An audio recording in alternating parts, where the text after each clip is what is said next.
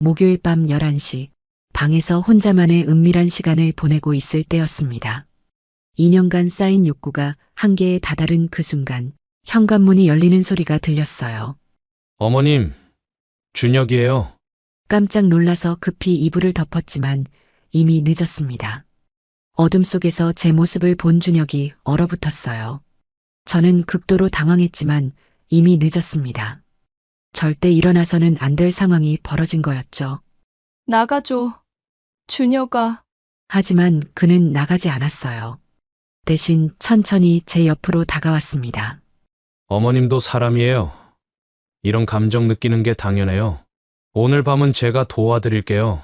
그의 손이 제 어깨에 살며시 올려졌을 때 제 마음속 마지막 방어선이 무너져 내렸어요. 그날 밤 저는 충동적으로 선을 넘었습니다. 문제는 그가 제 아들의 친구였다는 거예요. 단 한 번의 실수였지만 그 이후 우리의 관계는 돌이킬 수 없이 변해버렸어요. 영상 시작 전 구독과 좋아요는 제게 큰 힘이 됩니다. 그럼 오늘의 이야기 시작하도록 할게요. 안녕하세요. 제 이름은 이수미입니다. 나이는 올해로 56세입니다. 남편이 갑작스러운 심장마비로 세상을 떠난 지 벌써 2년이 지났습니다. 그때까지 저는 남편과 아들 민수, 이렇게 세 식구가 함께 살았어요. 민수는 대학을 졸업하고 직장을 다니면서도 집에서 함께 지냈거든요. 그런데 남편이 죽고 얼마 지나지 않아서 민수마저 부산으로 발령을 받게 되었습니다. 그렇게 저는 갑자기 혼자가 되어버렸어요. 그날을 떠올리면 지금도 가슴이 답답해져요. 평소와 다름없이 아침을 먹고 회사에 출근한 남편이 오후 3시경 사무실에서 갑자기 쓰러졌다는 전화를 받았을 때의 그 충격을 저는 평생 잊을 수 없을 거예요. 병원으로 달려갔지만 이미 늦었더라고요. 58세, 아직 젊은 나이였는데 말이죠. 장례를 치르고 나서 혼자 남겨진 이 집에서 저는 매일 밤 울었습니다. 주변 사람들은 제가 충분히 젊고 예쁘다고 말해줬어요. 수미 씨, 저런 미모면 언제든 재혼하실 수 있어요. 정말 40대 초반으로밖에 안 보이는데 새로운 인생을 시작하셔도 되는데. 하지만 현실은 달랐습니다. 아무리 젊어 보여도 56세라는 나이의 벽은 높았어요. 새로운 만남을 기대하기에는 사회적 시선이 부담스러웠죠. 이런 현실에 좌절감을 느끼는 밤이 정말 많았습니다. 무엇보다 힘든 건 밤 10시가 넘어서 혼자 있을 때였어요. 특히 깊은 밤이 되면 2년간 억눌러왔던 욕구가 밀려와서 정말 고통스러웠습니다. 남편과의 마지막 관계가 3년 전이었다는 사실을 떠올릴 때마다 가슴이 먹먹해졌어요. 그때는 남편이 몸이 안 좋다는 핑계로 저를 멀리했거든요.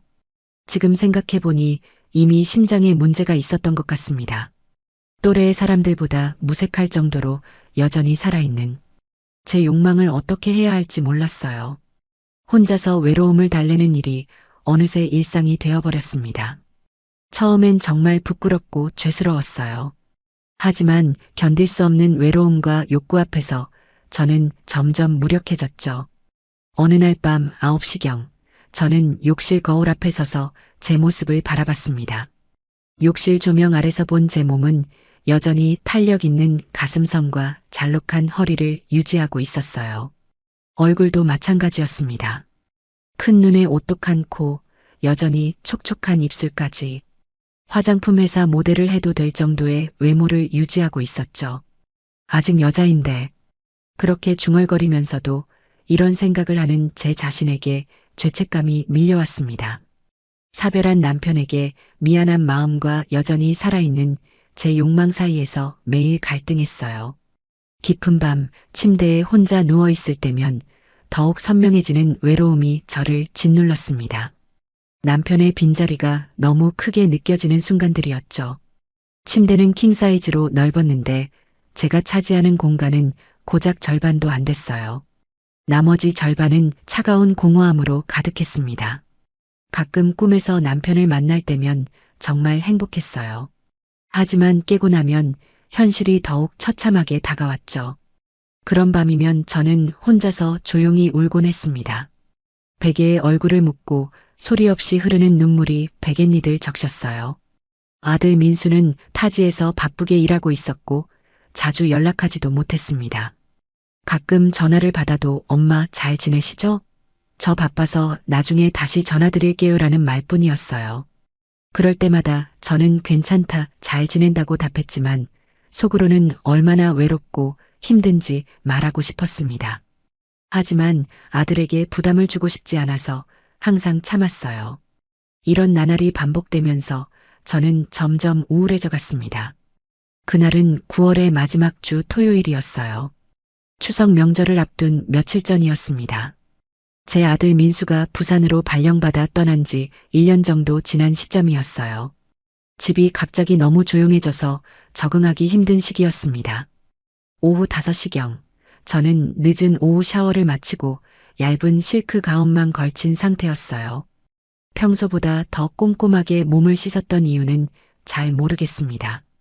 그냥 기분 전환을 위해서였던 것 같아요. 실크 가운은 베이지색으로 제 피부톤을 더욱 하얗게 보이게 해주는 색이었어요. 허리끈을 느슨하게 묶어서 가슴골이 살짝 보이는 상태였죠. 머리는 젖은 채로 어깨에 흘러내려 있었고 샤워 후에 촉촉한 피부에서는 은은한 장미 향기가 났습니다. 그때 현관문이 열리는 소리가 들렸어요. 저는 깜짝 놀라서 거실을 향해 돌아섰습니다. 어라? 현관에 서 있는 건 다름 아닌 한 남성이었어요. 20년 가까이 우리 집을 드나들던 그 사람은 예전 습관대로 문을 열고 들어온 것 같았습니다. 어머님, 죄송합니다. 문이 열려 있어서. 그의 목소리가 떨리고 있었어요. 저도 당황해서 급히 가온깃을 여미려 했지만 이미 늦었습니다. 그 남성의 시선이 제 몸매에 머무르는 것을 느꼈어요. 그의 눈빛이 예전과 다르게 변한 것을 저는 즉시 알아챘습니다. 바로 그 사람은 아들의 친구 준혁이었습니다. 더 이상 친구 엄마를 보는 시선이 아니었죠. 한 여성을 보는 남자의 시선이었습니다. 제 가슴도 빨리 뛰기 시작했어요. 이상하게도 부끄러움보다는 묘한 흥분이 먼저 밀려왔습니다. 오랫동안 잊고 있던 여성으로서의 감정이 깨어나는 것 같았어요. 준혁은 제 아들 민수의 고등학교 시절 단짝 친구였어요. 지금 36세가 된 그는 미혼이고 대기업에서 과장으로 일하고 있습니다. 건장한 체격에 단정한 외모를 가진 남성이죠. 예전에 우리 집에서 자주 잠을 자고 갈 정도로 가족처럼 지냈던 사이였어요. 고등학교 때부터 우리 집을 드나들던 준혁이를 저는 진짜 둘째 아들처럼 여겼습니다. 준혁아, 오늘도 여기서 자고 가니? 네, 어머님. 감사합니다. 그런 대화를 나누며 자연스럽게 가족이 된 사이였죠.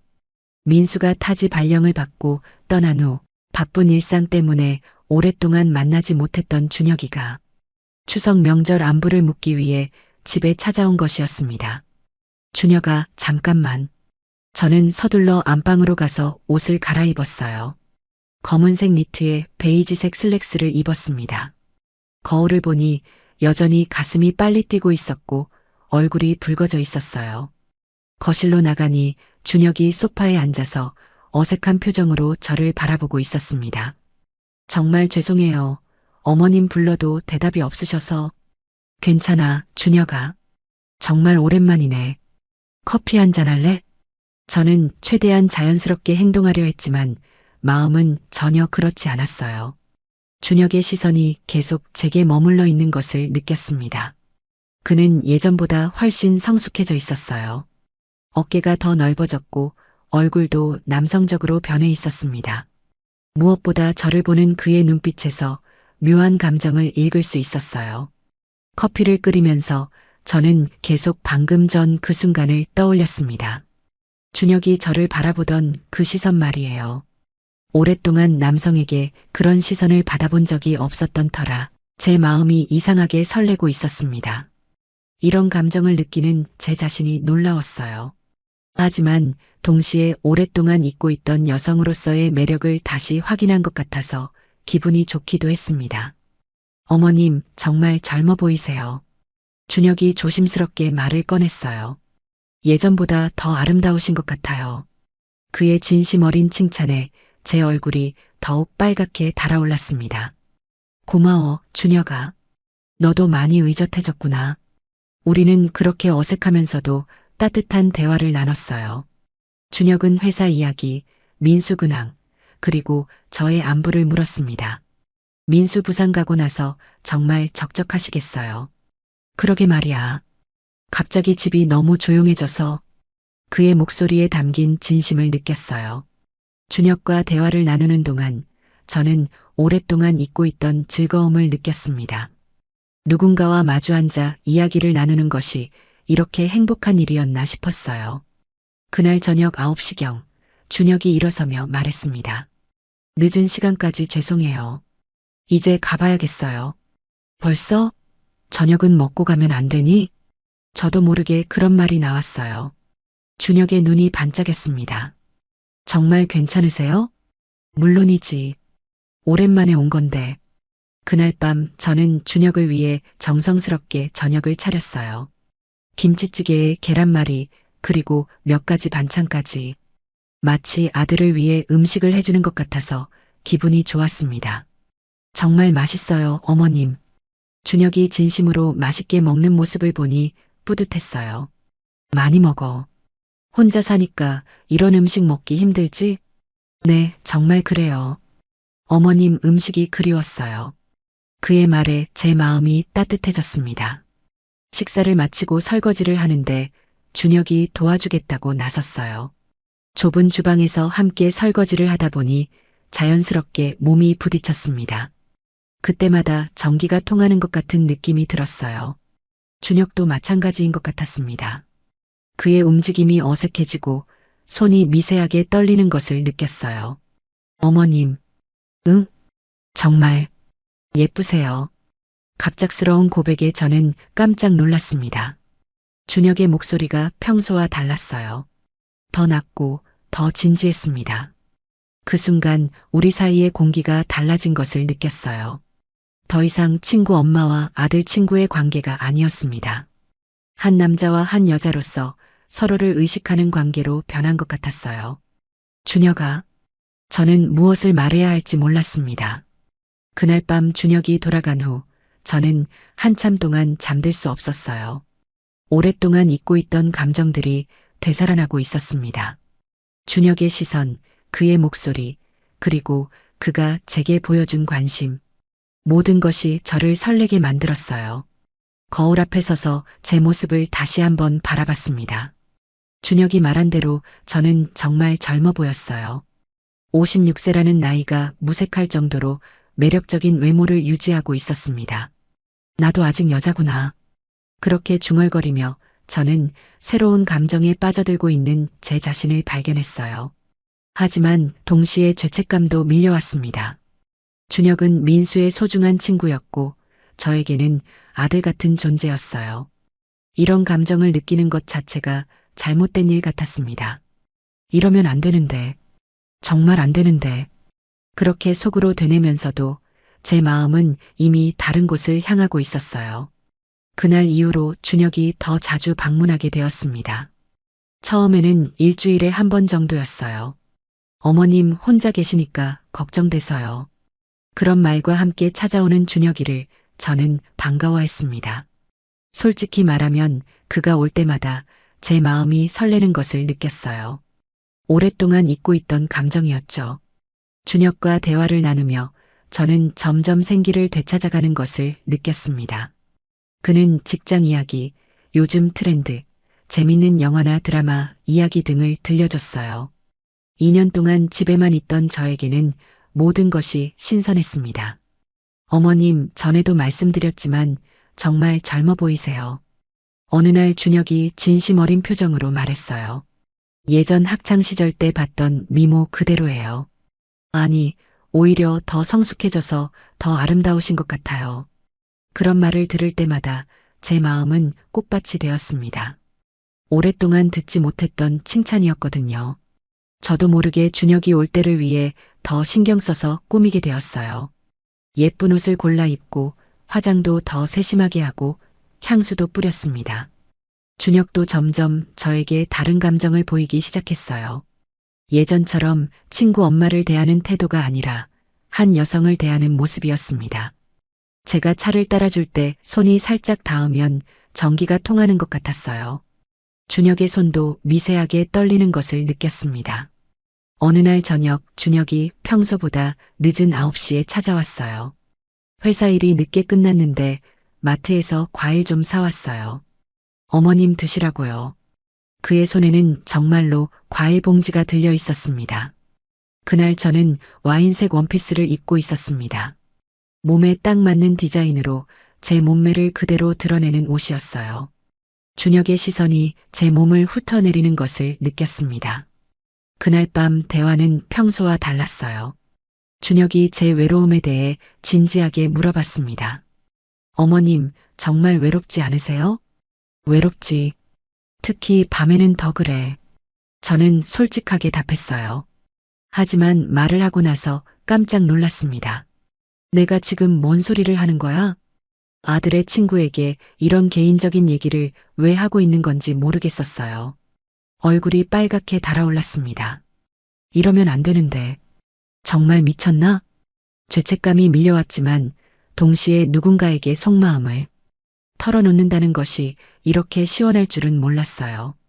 준혁의 눈빛이 더욱 진해졌습니다. 저도 어머님이 혼자 계신다는 생각을 하면 마음이 아파요. 그의 목소리에 담긴 진심을 느꼈습니다. 그날 밤 준혁이 돌아간 후 저는 한참 동안 잠들 수 없었어요. 제 마음속에 무언가 변화가 일어나고 있다는 것을 느꼈습니다. 준혁에 대한 감정이 단순한 고마움을 넘어서고 있었어요. 며칠 후 준혁이 또 찾아왔을 때는 꽃다발을 들고 있었습니다. 그냥 어머님께 드리고 싶어서요. 하얀 장미 꽃다발이었어요. 받으면서 제 손이 떨린다는 것을 느꼈습니다. 고마워, 준혁아. 정말 예쁘다. 그날 준혁의 시선은 더욱 강렬했어요. 저를 바라보는 그의 눈에서 남성적인 욕망을 읽을 수 있었습니다. 제 몸도 반응하고 있었어요. 가슴이 두근거리고 얼굴이 달아오르고 하복부에서는 오랫동안 잊고 있던 감각이 깨어나고 있었습니다. 준혁의 방문이 더욱 잦아졌습니다. 이제는 주 1회 정도 찾아왔어요. 매번 올 때마다 우리 사이의 긴장감은 더욱 높아져 갔습니다. 며칠 전 제가 병원에 갔을 때 준혁이 택배를 받아달라고 부탁한 적이 있었어요. 그때 현관문 비밀번호를 알려줬었죠. 어느 목요일 밤 11시경 저는 혼자서 외로움을 달래고 있었습니다. 2년간 쌓인 욕구가 한계에 다다른 밤이었어요. 침실의 조명을 어둡게 하고 눈을 감은 채 혼자만의 시간을 보내고 있었습니다. 그때 현관문이 열리는 소리가 들렸어요. 저는 깜짝 놀라서 급히 이불을 덮었습니다. 어머님, 준혁이에요. 전화를 몇 번 드렸는데 받지 않으셔서 걱정돼서 왔어요. 그의 목소리가 복도에서 들려왔어요. 아, 맞다. 핸드폰을 거실에 두고 왔었구나. 제가 대답하지 않자 준혁이 조심스럽게 침실 문을 열었습니다. 어둠 속에서 제 모습을 본 준혁이 얼어붙었어요. 저는 극도로 당황했지만 이미 늦었습니다. 어머님, 준혁의 목소리가 떨리고 있었어요. 나가줘, 준혁아. 저는 이불로 얼굴을 가리며 말했습니다. 하지만 준혁은 나가지 않았어요. 대신 천천히 제 옆으로 다가왔습니다. 어머님, 괜찮아요. 그의 손이 제 어깨에 살며시 올려졌어요. 따뜻한 체온이 전해져 왔습니다. 이러면 안 되는데. 저는 중얼거렸지만 몸은 그의 손길을 거부하지 않았어요. 준혁의 손이 제 머리카락을 쓰다듬었습니다. 어머님도 사람이에요. 이런 감정 느끼는 게 당연해요. 그의 목소리에 담긴 따뜻함이 저를 녹였어요. 2년간 억눌린 외로움과 욕구가 한순간에 폭발했습니다. 저는 준혁의 품에 안겼어요. 그의 가슴은 넓고 따뜻했습니다. 남성의 채취가 코끝에 맴돌았어요. 준혁아, 괜찮아요, 어머님. 그의 입술이 제 이마에 살짝 닿았습니다. 부드럽고 따뜻한 감촉이었어요. 제 마음속의 마지막 방어선이 무너져 내렸습니다. 그날 밤 오랫동안 잊고 있던 충만감을 느꼈어요. 준혁의 사랑스러운 손길과 따뜻한 체온이 제 몸 전체를 감쌌습니다. 달빛이 창문을 통해 들어와 우리를 비추었어요. 마치 축복을 내려주는 것 같았습니다. 마지막 순간 저는 눈물을 흘렸어요. 기쁨의 눈물이자 죄책감의 눈물이었습니다. 이러면 안 되는데. 어머님 사랑해요. 준혁의 진심 어린 고백이 제 마음을 더욱 복잡하게 만들었어요. 그날 밤 이후 우리 사이에는 돌이킬 수 없는 변화가 일어났습니다. 그 일 이후 준혁과 저의 관계는 급속도로 깊어졌습니다. 처음에는 일주일에 한 번 정도였는데 이제는 이틀에 한 번씩 찾아왔어요. 매번 올 때마다 자연스럽게 선을 넘는 일이 반복되었습니다. 준혁은 저에게 진심 어린 관심을 보였어요. 어머님이 행복했으면 좋겠어요. 저랑 있을 때 정말 예뻐요. 그런 말을 들을 때마다 제 마음은 따뜻해졌습니다. 하지만 동시에 죄책감도 커져갔어요. 준혁과 함께 있을 때의 행복감과 혼자 있을 때의 죄책감 사이에서 매일 갈등했습니다. 더 큰 걱정은 준혁이 저에게 너무 깊이 빠져든 것 같다는 점이었어요. 그의 눈빛이 예전과 완전히 달라져 있었습니다. 저를 바라보는 시선에서 진심을 느낄 수 있었거든요. 어느 일요일 오후 준혁이 평소보다 일찍 찾아왔어요. 어머님, 오늘은 하루 종일 함께 있고 싶어요. 그의 말에서 절실함이 느껴졌습니다. 저는 불안해지기 시작했어요. 준혁아, 우리 이야기 좀 해야겠어. 거실 소파에 앉아서 진지한 대화를 나눴습니다. 나는 내 친구 엄마야. 그리고 너보다 20살이나 많고 그런 건 중요하지 않아요. 저는 어머님을 진정으로 사랑해요. 준혁의 눈에서 진심을 읽을 수 있었어요. 그의 사랑이 진짜라는 것을 알 수 있었습니다. 그래서 더욱 마음이 복잡했어요. 하지만 민수는? 내 친구인 민수는 어떻게 생각하겠니? 민수도 어머님이 행복하시길 바랄 거예요. 준혁은 확신에 찬 목소리로 말했지만 저는 그렇게 생각하지 않았어요. 아들이 이 사실을 안다면 어떤 반응을 보일지 상상하기만 해도 끔찍했습니다. 무엇보다 제가 걱정되는 건 준혁의 미래였어요. 36살이면 아직 젊은 나이인데 저 같은 나이 많은 여자와 엮여서 인생을 망치는 건 아닌가 하는 생각이 들었습니다. 준혁아, 너는 아직 젊어. 좋은 여자 만나서 결혼하고 아이도 낳고 그런 평범한 행복을 누려야 하는 거 아니야? 저에게는 어머님이 그 모든 것보다 소중해요.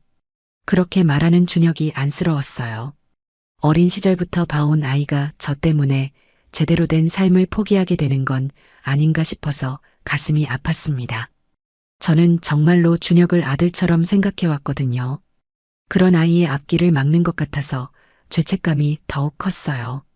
그날 밤 준혁은 평소보다 더 간절하게 저를 사랑했어요. 마치 저를 놓치고 싶지 않다는 마음을 온몸으로 표현하는 것 같았습니다. 하지만 저는 그의 품에 안겨 있으면서도 계속 복잡한 생각에 빠져 있었어요. 이러면 안 되는 거 알지? 그렇게 말하면서도 저는 준혁의 품에서 벗어나지 못했습니다. 준혁 없는 일상을 상상할 수 없게 되어버린 제 자신을 발견했어요. 하지만 이 관계가 지속되기 어렵다는 것도 알고 있었습니다. 며칠 후 준혁이 더욱 구체적인 이야기를 꺼냈어요. 어머님, 저와 함께 살아요. 정식으로 결혼까지는 아니어도. 준혁아, 그건 저 진짜 진심이에요. 어머님 없으면 살 수 없어요. 그의 절실한 마음이 전해져 왔지만 저는 답을 할 수 없었어요. 현실의 벽이 너무 높았습니다. 우리 관계가 깊어져 가던 어느 날 준혁에게서 충격적인 소식을 들었습니다. 어머님, 제가 회사에서 해외 발령을 받았어요. 그는 침울한 표정으로 말했어요. 2년간의 장기 출장이에요. 싱가포르 지사로 가야 해요. 저는 순간 머리가 하얘졌습니다. 언제부터? 다음 달 말부터요. 한 달밖에 시간이 없어요. 갑작스러운 소식에 저는 당황스러웠어요. 준혁도 마찬가지였습니다. 어머님, 저와 함께 가요. 그가 진지한 표정으로 제안했어요. 싱가포르는 좋은 곳이에요. 거기서 새로운 삶을 시작해요. 하지만 저는 이미 마음을 정하고 있었어요. 모든 것을 버리고 떠날 수는 없었어요. 사실 그동안 우리 관계에 대해 많은 고민을 해왔었거든요. 이제는 정리해야 할 때라는 걸 알고 있었습니다. 준혁아, 나는 시간을 줄게요. 천천히 생각해 보세요. 준혁의 목소리에 절망감이 묻어 있었어요.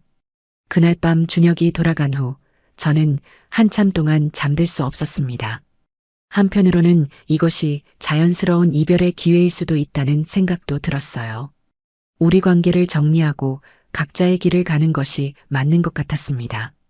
하지만 다른 한편으로는 준혁을 잃는다는 생각에 가슴이 아팠어요. 2년 동안의 외로움을 달래주고 다시 여성으로서의 삶을 느끼게 해준 소중한 사람이었거든요. 며칠 후 아들 민수에게서 전화가 왔어요. 엄마, 잘 지내세요? 요즘 준혁이랑 자주 만나신다면서요? 제 심장이 철렁했습니다. 어떻게 알았니? 준혁이가 말했어요. 엄마 안부를 자주 묻는다고.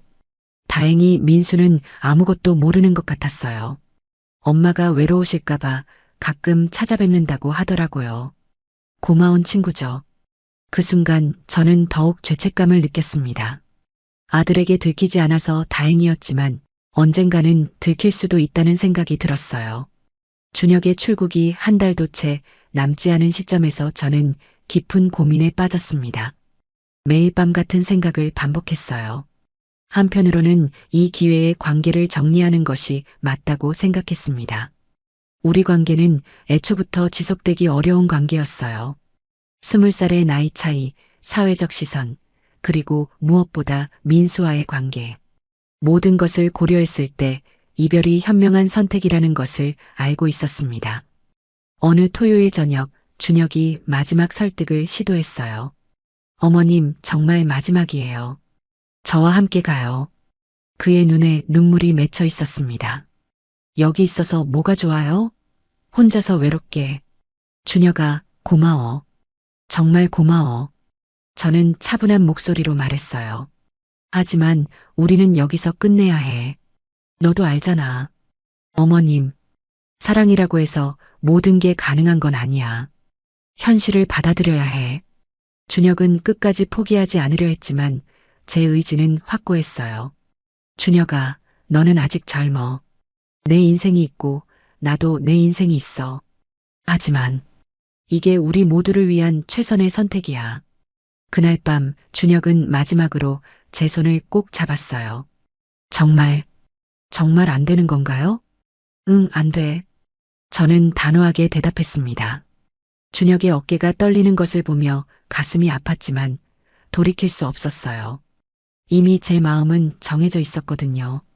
며칠 후 저는 혼자만의 시간을 가졌습니다. 남편의 사진을 꺼내보며 긴 시간 생각에 잠겼어요. 여보, 내가 옳은 선택을 한 거겠지? 사진 속 남편은 따뜻하게 미소 짓고 있었습니다. 그 순간 저는 확신했어요. 이별이 우리 모두를 위한 최선의 선택이라는 것을. 준혁이 싱가포르로 떠나는 날이 다가왔습니다. 공항까지 배웅은 하지 않기로 했어요. 그게 서로에게 더 좋을 것 같았거든요. 출국 전날 밤 준혁이 마지막으로 집에 찾아왔습니다. 어머님, 정말 마지막 인사드리러 왔어요. 그의 목소리는 차분했지만 눈빛에는 여전히 아쉬움이 남아 있었어요. 준혁아, 잘 지내. 새로운 곳에서 좋은 사람 만나고 행복하게 살아. 어머님도 건강하세요. 그리고 고마웠어요. 우리는 더 이상 많은 말을 하지 않았습니다. 이미 모든 걸 정리했으니까요. 다음 날 준혁은 싱가포르로 떠났어요. 저는 그날 하루 종일 집에서 조용히 시간을 보냈습니다. 슬프기도 했지만 동시에 후련한 마음도 들었어요. 올바른 선택을 했다는 확신이 있었거든요. 며칠 후 저는 동네 문화센터에 등록했어요. 요가 강사 과정을 시작하기로 했습니다. 평소 관심 있던 분야였고 다른 사람들에게 도움을 줄 수 있는 일이라고 생각했어요. 첫 수업에 참석했을 때 저보다 나이가 많은 분들도 많이 계셨습니다. 아직 늦지 않았구나. 그런 생각이 들었어요. 몇 달 후 저는 요가 강사 자격증을 취득했습니다. 그리고 작은 요가 스튜디오에서 강의를 시작했어요. 제 경험을 바탕으로 같은 처지의 여성들에게 힘이 되어주고 싶었습니다. 어느 날 수업이 끝나고 한 수강생이 저에게 다가왔어요. 선생님, 정말 아름다우세요. 나이를 잊게 만드는 매력이 있어요. 그런 말을 들을 때마다 저는 뿌듯했습니다. 준혁과의 시간이 저에게 자신감을 되찾아 준 것 같았어요. 6개월 후 민수가 휴가를 내서 집에 왔습니다. 엄마, 정말 달라지셨네요. 훨씬 밝아 보이세요. 아들의 말에 저는 미소를 지었어요. 엄마도 새로운 인생을 살고 있어. 진짜 기뻐요. 아빠 돌아가시고 나서 엄마가 너무 힘들어 하시는 것 같아서 걱정 많이 했거든요. 민수의 목소리에 진심 어린 안도감이 묻어 있었어요. 1년 후 저는 제 요가 스튜디오를 열었습니다. 새로운 시작이라는 이름의 작은 공간이었어요. 개업 첫날 화환이 하나 도착했습니다. 새로운 시작을 축하합니다. 마이너스 준혁. 그 순간 저는 알았어요. 우리 모두 각자의 길에서 잘 살아가고 있다는 것을. 지금 생각해보면 정말 위험한 일이었습니다. 아들의 친구와 그런 관계를 가졌다는 것 자체가 잘못된 일이었어요. 만약 민수가 알았다면 어떻게 되었을까요? 상상만 해도 끔찍합니다. 준혁의 인생도 망칠 뻔했고 제 자신도 돌이킬 수 없는 실수를 할 뻔했어요. 외로움이라는 핑계로 금기를 넘어서려 했던 제 자신을 반성합니다. 하지만 그 경험을 통해 중요한 것을 깨달았어요. 혼자서도 충분히 행복할 수 있다는 것을. 누군가에게 의존하지 않고도 제 자신의 힘으로 삶을 만들어갈 수 있다는 것을 말이에요. 지금의 저는 요가 강사로서 다른 사람들에게 도움을 주며 보람을 느끼고 있습니다. 외로움을 잘못된 방식으로 달래려 했던 과거의 저와는 다른 사람이 되었어요. 인생에서 실수는 누구나 할 수 있지만 그 실수를 통해 배우고 성장하는 것이 더 중요하다는 걸 깨달았습니다. 앞으로는 절대 그런 선을 넘지 않을 거예요. 그것이 저 자신과 주변 사람들을 위한 약속입니다. 오늘의 영상은 여기까지입니다. 혹시 끝까지 들어주신 분이 계시다면 구독과 좋아요 그리고 댓글로 잘 들었어요 한마디면 제게 큰 힘이 됩니다. 감사합니다.